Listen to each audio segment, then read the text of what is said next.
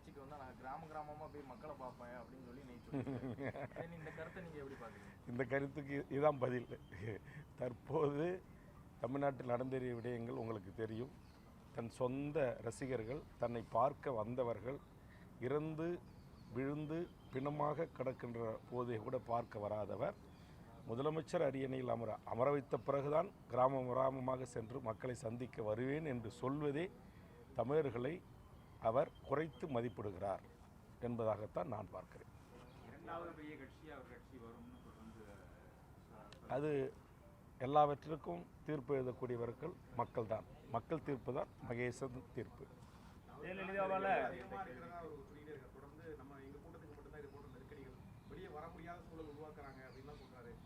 கண்டிப்பாக அது முற்றும் முதலும் தவறு.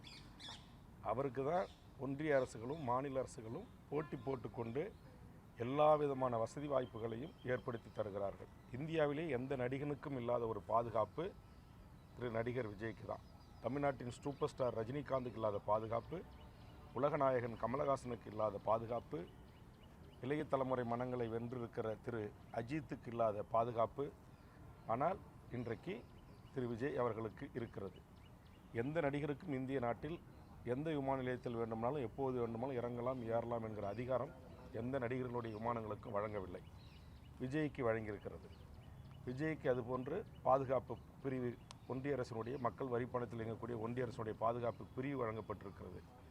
தமிழ்நாடு அரசு காவல்துறை, நான் ஒரு கூட்டணி கட்சியினுடைய தலைவர், நான் மதவாத சங் பரிவார கும்பல்களை நேருக்கு நேராக களத்தில் சந்திக்கக்கூடிய ஒருவன்.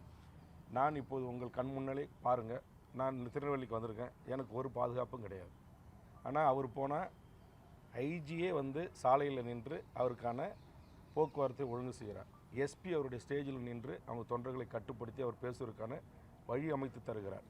ஆக இதிலிருந்து யாருக்கு காவல்துறை மத்திய பாதுகாப்பு பிரிவு பாதுகாப்பு பணிகளையும் ஏற்பாடுகளையும் செய்து தருகிறது என்பது உங்களுக்கு நல்லா தெரியும்.